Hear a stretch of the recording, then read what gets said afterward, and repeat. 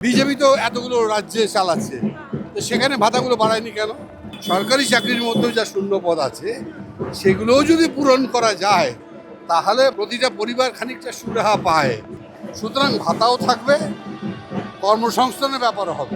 এই যে 2021-এ যখন বিধানসভা নির্বাচন হয়েছিল তখনও বামেরা মনে করছিল যে তারা ভালো ফল করবে, কিন্তু সেই আশানুরূপ যে ফল সেটা তো হলো না, বিধানসভায় শূন্য হয়ে গেল। এবং আবারও একটা বিধানসভা নির্বাচন, আবারও বামেরা মনে করছেন যে তারা ভালো ফল করবে। কি মনে হয়, সত্যি কি শূন্যের গেরো কাটবে?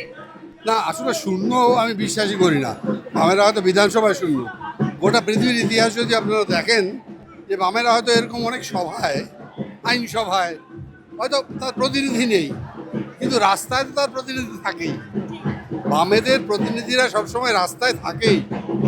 হয়তো বিধানসভার অভ্যন্তরে যেতে পারেনি আমাদের কেউ, কিন্তু রাস্তায়, মাঠে ঘাটে, ময়দানে, লড়াইয়ে আমরা সবসময় আছি এবং ভবিষ্যতেও থাকবো এবং অতীতে ছিলাম, যারই ফসল কিন্তু বামফ্রন্ট গভর্নমেন্ট। এবং স্যার, এই যে ধরুন বামেদের ইশতেহার পেশ হয়েছে, সেখানে ভাতাকে গুরুত্ব না দিয়ে চাকরি কর্মসংস্থানকে গুরুত্ব দেওয়া হয়েছে, কিন্তু বিজেপি তাদের ইশতেহারে, তৃণমূল তার সবসময় ভাতার কথাই বলে, কিন্তু বিজেপিও সেখানে তাদের ইশতেহারে বলছে কি 1,500 টাকাগুলোকে বাড়িয়ে 3,000 করা হবে। তো মানুষ এখন কোথাও গিয়ে এই ভাতার জন্যই ভোট। না, দেখুন দেখুন দেখুন একটা সত্যি কথা বুঝতে হবে। একটা জনকল্যাণকর রাষ্ট্র তো ভারতবর্ষ, একটা ওয়েলফেয়ার স্টেট। এই ওয়েলফেয়ার স্টেটে পিছিয়ে পড়া মানুষকে ভাতা দিতেই হয়। বামফ্রন্ট আমলেও কিন্তু ভাতার ব্যবস্থা ছিল, হয়তো এত করে ঢক্কা নিনাদে প্রচার করা হয়নি, কিন্তু ছিল। আমাদের সময়ে কিন্তু যুবকদের ভাতা দেওয়া হতো, বেকারদের ভাতা দেওয়া হতো, কিন্তু বামফ্রন্ট সঙ্গে এই গভর্নমেন্টের তফাৎটা এইখানে, বামফ্রন্ট সরকার প্রতিষ্ঠা হলে, বাম গণতান্ত্রিক শক্তি সরকার প্রতিষ্ঠা হলে যেমন ভাতাটা থাকবেই জনকল্যাণকর রাষ্ট্রের একটা অংশ হিসেবে, তারই সঙ্গে সঙ্গে আমরা সিদ্ধান্ত গ্রহণ করেছি যে প্রতিটি পরিবারের অন্তত একজন মানুষকে চাকরি সুযোগ করে দেবো। কেন এই কথাটা বললাম? গোটা পশ্চিমবঙ্গে এখন বেকারিতে ভর্তি, চাকরি নেই, হাহাকার। যে সমস্ত শূন্য পদ আছে, সরকারি চাকরির মধ্যে যা শূন্য পদ আছে সেগুলোও যদি পূরণ করা যায় তাহলে মানুষের খানিকটা সুরাহা হয়, প্রতিটা পরিবার খানিকটা সুরাহা পায়।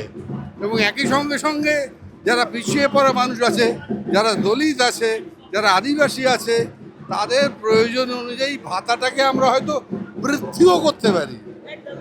ভাতা বন্ধ করে দেওয়ার বিষয়ে যে প্রচারটা চালানো হচ্ছে, এটা তৃণমূল কি ইচ্ছাকৃত করছে? এটা ইচ্ছাকৃতই প্রচার। আচ্ছা, বিজেপি তো এতগুলো রাজ্যে চালাচ্ছে, তো সেখানে ভাতাগুলো বাড়ায়নি কেন? এইখানে সে ভোটের আগে প্রতিশ্রুতি দিচ্ছে কেন? বামফ্রন্ট গভর্নমেন্ট যখন 77 সালে 36তম কর্মসূচি তৈরি করেছিল, তারা ভাতা দেওয়ার জন্য করেনি, প্রতিটা কর্মসূচি রূপায়ণ করেছিল। জ্যোতিবাবু বলেছিলেন যে মিথ্যে প্রতিশ্রুতি দেওয়ার থেকে সেই কাজটা না করা ভালো, বরং নতুন কোনো পরিকল্পনা করে মানুষের কাছে যাওয়া ভালো। সুতরাং ভাতাও থাকবে, কর্মসংস্থানের ব্যাপারও হবে। কি করে হবে? শিল্পায়নের মাধ্যমে হবে, ক্ষুদ্র উদ্যোগের মাধ্যমে হবে, শিক্ষাক্ষেত্রে হবে। এখন তো চুরি হয়েছে সব।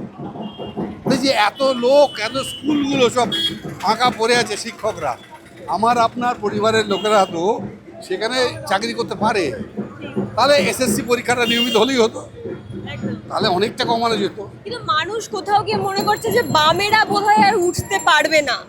এই যে একটা মানুষের মধ্যে ঢুকে গেছে। এইটা একটা অদ্ভুত বাইনারি। এইটা তো বিজেপি এবং তৃণমূলের অদ্ভুত একটা যোগসাজশ, যাতে তৃতীয় শক্তি হিসেবে বামেরা কখনোই উঠে না আসে। কিন্তু এখন তো বিকল্প লোকে চাইছে বাম, এখন আর তৃতীয় শক্তি নয়, বিকল্প চাইছে। কেন? বিকল্প অর্থনীতির জন্য, বিকল্প শিক্ষানীতির জন্য, বিকল্প শিল্পনীতির জন্য। এই সমস্ত নীতিগুলো প্রয়োগ করার ক্ষেত্রে বামেরা এ যাবৎ যা কাজকর্ম করে গেছে 34 বছরে, এখনো পর্যন্ত কোনো সরকার করতে পারেনি সেটা।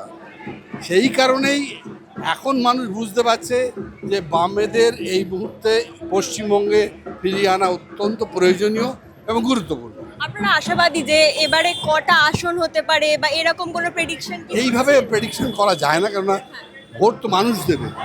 আমি মানুষের মনের ভেতরে তো প্রেডিকশন করতে পারি না, কিন্তু হ্যাঁ, মানুষের জনজোয়ার দেখে, মানুষের চেতনার বিকাশ দেখে, মানুষ যেভাবে রাস্তায় নেমেছে, তরুণ তরুণী, যুবক যুবতী, বৃদ্ধ বৃদ্ধা, মহিলারা, পিছিয়ে পড়া মানুষেরা, আদিবাসীরা, দলিত যারা যারা সংখ্যালঘু সম্প্রদায় আছে, তারা যেভাবে এবার ময়দানে নেমেছেন, তাতে আমার ভেতরে একটা প্রত্যয় তৈরি হয়েছে যে আমরা বেশ ভালো ফল করব বলে আমার প্রত্যয় আছে।